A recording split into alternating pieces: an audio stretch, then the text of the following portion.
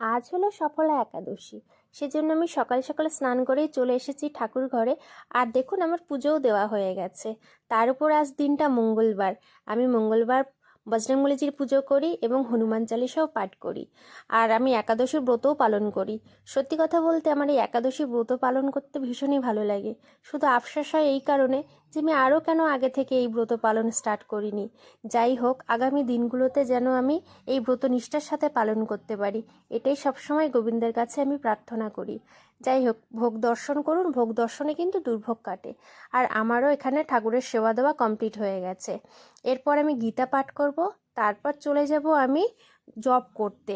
আর এখানে ঠাকুর ঘরে বসে থাকতে থাকতে আমার খুব ঠান্ডা লেগে গেছে, তা ওই জন্য আমি একটু রোদ্দুরে এসেছি জব করার জন্য। জবটা কমপ্লিট করে নিয়ে আমি চলে এসেছি সেবার জন্য। আর আজ সেবায় রয়েছে আমার সাবু মাখা কলা চিনি দিয়ে, আর এখানে রয়েছে সেবার জন্য ফল।